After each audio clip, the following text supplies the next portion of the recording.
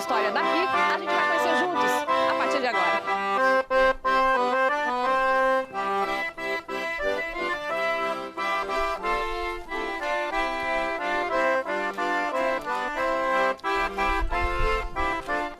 Aqui é passado e presente assim, juntos. Em cada rosto, em cada rua, em cada casa.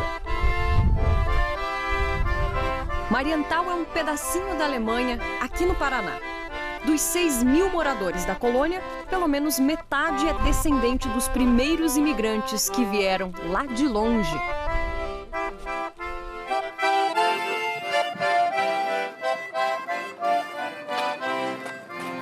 Manter a cultura é tradição, é compromisso de família.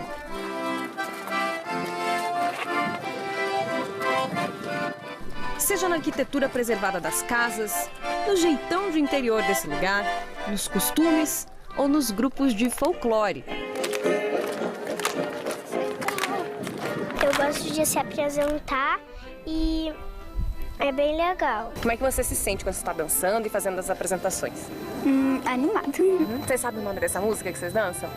Como que é o nome dela? Sete passos de mim. E a sua roupa, como que é? Conta lá pra mim. É uma saia verde, aqui tem branco, aqui tem uns babadinho branco e aqui é uma fitinha dourada. Os grupos de dança folclórica se apresentam em festas, eventos e nos colégios da região. Faz tempo que você está dançando no folclore? Quanto tempo já, você lembra? Desde ano passado. É? E como que é? Você ensaia na escola, em casa? Eu ensaio em casa e eu dançava lá no colégio. E o que você acha de dançar o folclore alemão? Bem legal. Por que é legal? Porque é divertido. É com a dança que eles mantêm viva a alegria desse povo, mesmo com tanto sofrimento. Mas para entender o presente, a gente precisa voltar no tempo.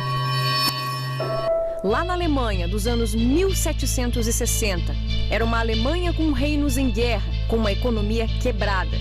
Algumas famílias decidiram ir para a Rússia, numa região às margens do rio Volga, onde fundaram a República Autônoma Soviética dos Alemães do Volga. Lá viveram quase 100 anos, mas tiveram que buscar outros caminhos. Eles eram discriminados, né? Porque a Rússia era para os russos e eles eram descendentes de alemães. Era uma perseguição religiosa também? Também, mas principalmente pela etnia. Foi então que essas famílias souberam que o Brasil, ainda um império naquela época, estava abrindo as portas para imigrantes. O Brasil era, na verdade, então, uma esperança, um sinal de renovação. É, renovação, uma esperança de uma vida nova, de um lugar para viver. 21 dessas famílias vieram para Mariental, no município da Lapa, a apenas 60 quilômetros de Curitiba. Primeiro, elas ficaram num antigo sobrado. Era a casa principal de uma fazenda e todo mundo morava junto. A língua alemã para eles era proibida. Várias pessoas, nossos antepassados, se escondiam no cemitério. Às 4h30 elas iam rezar em alemão. Elas não rezavam em casa? Não rezavam em casa. Tinham medo que alguém chegasse de repente. Gente, o que era esse medo? Uma espécie de um trauma, né? Por conta da perseguição desse momento que eles viveram, dessa xenofobia, né? A professora Cirlei é neta de imigrantes. Nasceu e cresceu aqui. Ela foi a nossa guia pela colônia. É quando você caminha aqui, quando você vê isso aqui tudo, que histórias, que lembranças, que memórias você tem do que os seus antepassados te contavam? Que eles tinham o hábito assim de guardar sempre para amanhã as coisas, né? De economizar. E eu lembro de uma senhora, vizinha da minha avó, que ela pegava um palito de fósforo, ela cortava em 2 para economizar. Então esse tipo de situação assim que hoje parece engraçado, mas naquele momento era uma questão de sofrimento, né? De luta, de dificuldades. Pelo menos 10 anos se passaram até que todas as famílias conseguissem construir as suas casas. Foi Dom Pedro II que distribuiu as terras para os imigrantes. Um recomeço aqui mesmo, onde hoje é a principal avenida da colônia. Cada uma dessas casas guarda um pedaço dessa história de muita luta.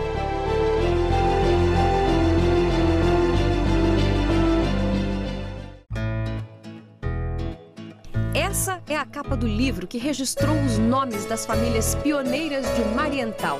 um documento precioso de 1878, que o seu Estevão Miller resgatou no Instituto de História em São Paulo. Seu Estevão, neto de imigrantes, tem 92 anos e é pesquisador da PUC-Paraná. Ele já escreveu 12 livros sobre a história de Mariental. Uma vida dedicada ao resgate de cada detalhe do que aconteceu. Durante as pesquisas, ele também resgatou uma cópia de uma foto que marca um momento importante da colônia, a visita de Dom Pedro II a Mariental.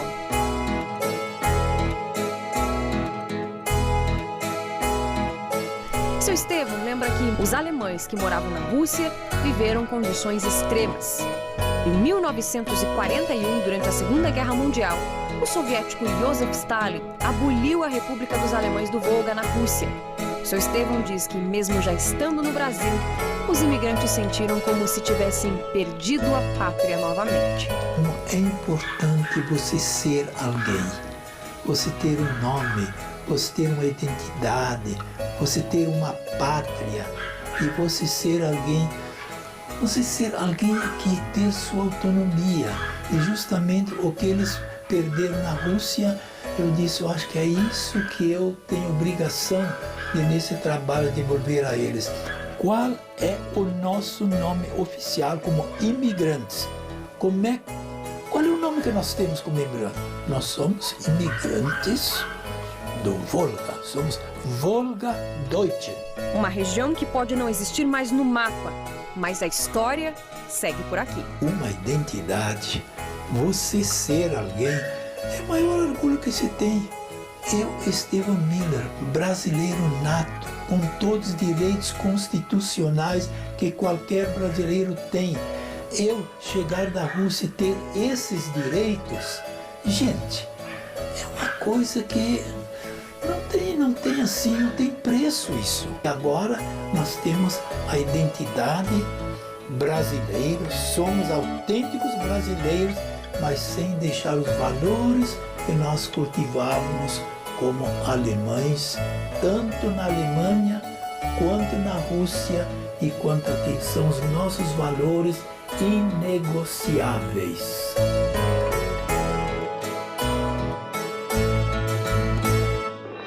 Já já a gente volta com muito mais história de Mariental, os sabores da colônia e muita música.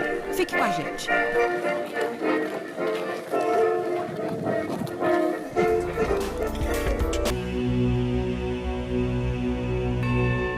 Estamos de volta com o Meu Paraná deste sábado, que fala sobre a história da colônia Mariental na cidade da Lapa.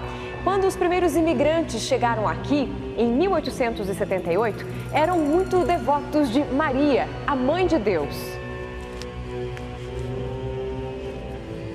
E por isso eles decidiram batizar essas terras de Mariental, que no idioma alemão significa o Vale de Maria. Para eles, terras de renovação, de esperança, de vida nova.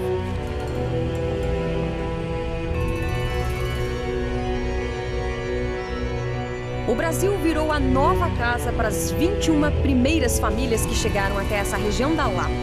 A fé e a devoção sempre permaneceram juntas. A primeira igrejinha da comunidade é de 1903.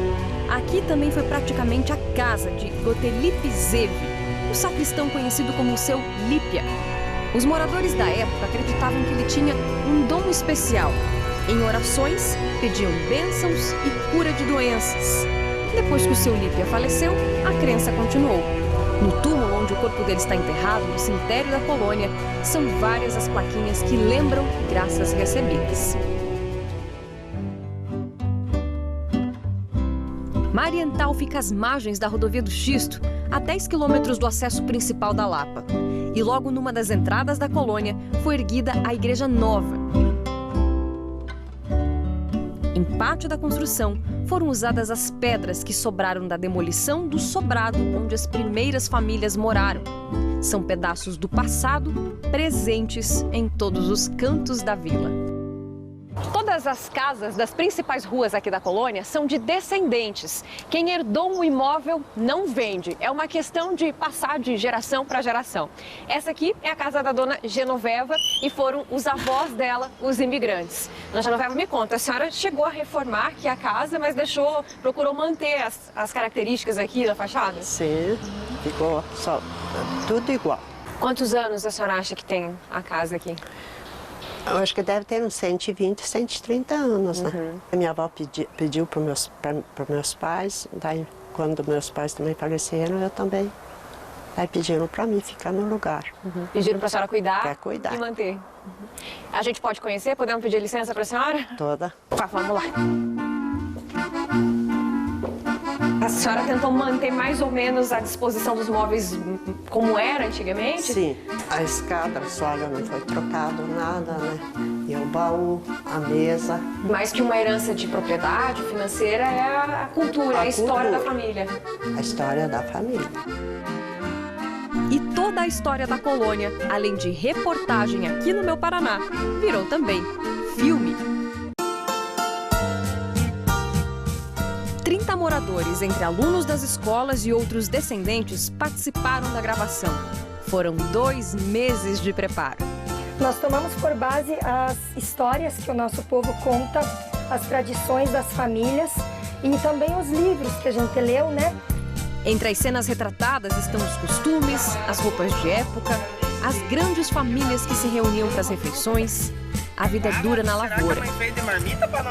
E como é que foi fazer um filme sobre a tua própria história, a história dos teus antepassados? Como é que foi isso para você? Foi legal, bem legal mesmo. Foi diferente do que simplesmente ler um livro, viver a história de verdade. E também situações como os casamentos arranjados. Mas o que é isso? Ficou de namorico aqui agora? Quando a professora disse, até que eu fiquei surpreso, nossa, naquela época o casamento era assim, mas fiquei surpreso. Se fosse hoje, ia colar essa história, não? Não ia. Imagina seu pai chegando com uma noiva pretendente já escolhida. Não ia dar certo. O que você aprendeu durante o filme que você não sabia? Sobre a rigorosidade que os pais têm com os filhos antigamente. Tinham que, na verdade. Muito diferente de hoje? Muito diferente. O castigo de crianças desobedientes da época também foi relembrado. Era aprender a rezar o Pai Nosso em alemão. Unser der bist im Himmel, geheiligt wird dein Name, unser tägliches Brot gib uns heute, durch Jesus, Herr Kirche, Jesus, steh uns bei, wo los uns nicht. Eles literalmente viveram a própria história. Marienta, tu bist die schönste im Paraná. E quem vê a dona Romilda assim, toda séria, não imagina que figuraça ela é. Nossos avós eram enérgicos, nossos pais piorou, porque não deixaram nós namorar como agora, nunca. Não deixaram. Chegaram 9 horas e batiam na parede. Meu pai levantava de cirola. Tocava o namorado, mandava o namorado embora. Tinha que correr embora. Escorriam por meio do mato e se sumiam. Ela e a prima, Dona Ida, são algumas das estrelas do filme. Os avós delas vieram da Rússia. E imagina só quanta coisa elas não têm para contar. Nossas camas colchão eram de palha, de milho. Então, nos dias de chuva, nós não podíamos pegar e ficar assistindo televisão.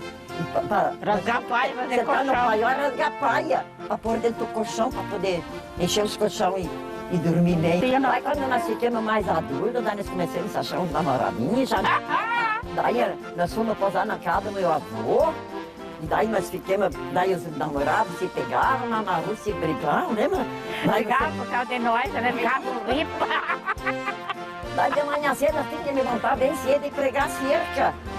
Porque o nosso avô ficou muito bravo. Lembra, Céu?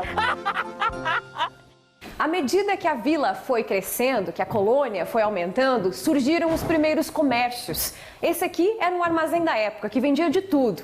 E hoje, o armazém é a despensa da casa da Silmara. Quem tocava esse comércio aqui era o irmão da avó dela. E você fez questão de manter tudo isso aqui do jeito que estava, Silmara? Nós precisamos, né, nós achamos melhor que o ideal fosse manter todas as características aí do armazém. Os balcões, as prateleiras, são todos da época do armazém. Esse aqui era o quarto de quem? Quem dormia aqui? Era o quarto dos meus avós, né? O meu avô com a minha avó paternos moravam aqui, dormiam aqui. Eles compraram quando casaram, era dos anos 40. E nenhum ser humano não tem história. Todos temos uma história, todos temos uma carga e o importante é que a gente mantenha isso, né? Numa época super difícil em que a situação financeira era complicada, não dava para ficar comprando produto diferente todo dia no armazém. Então as famílias usavam aquilo que elas tinham em casa mesmo, na propriedade. Usavam a carne de porco da própria criação, usavam batata da plantação, um costume que ficou nos pratos típicos. É o que se produzia na propriedade, né? Tem a bolacha de Natal, né, que é a tradição, né? Tem o crepe, né, que eles usam para acompanhar sopas e também as nossas avós faziam para as mulheres quando elas ganhavam um bebê. Uma massinha tipo de macarrão frita, sabe? Temos o pirogue também, é parecido com o polonês, só que o nosso vai batata, né? Maldas, que é uma massa, parece uma massa de pão doce, recheada com frutas. O Kartoffelkleis, né, que é a batata junto com uma massinha. Esse é um prato bem típico dos alemães do Volga. O Kahnkleis, que é o pão no bafo. Também é uma massa de pão cozida com carne de porco e repolho. Pode ver que tem em todos esses pratos, a maioria vai ou a batata, ou a carne de porco, ou o repolho. Sempre tem no meio. A comunidade fez até um concurso de receitas. Foram 39 pratos inscritos. E agora tá tudo num livro. São receitas que vêm dos nossos antepassados, passadas de geração em geração. E até hoje, né, 2019, são feitas aí nos domingos, nos almoços de família. Que isso não se perca, né? Jamais. Mariana, então a gente está aqui com um dos pratos mais tradicionais e foi o campeão aí do concurso, né? Que prato é esse aqui? Conta pra gente. Esse prato é o kalushka. Ele é um prato bem típico aqui da região de Amarantau, dos alemães do Volga. Ele é um prato basicamente com quirarinha, arroz, repolho e carne de porco. Mas como que é pra você, jovem, manter essa tradição que veio lá de trás? É uma coisa que faz lembrar uma pessoa que já não está mais presente e você acaba revivendo emoções do teu passado. É bem importante isso, né? E valorizando a cultura e mantendo a tradição. E faz parte da tua própria história, né? Sim. Então, ein Prosit, saúde, um brinde à nossa história. O Meu Paraná de hoje termina aqui. Você quer ver fotos dos bastidores dessa reportagem? Clica lá no nosso site, o g1.com.br/Paraná. Bom sábado para todo mundo!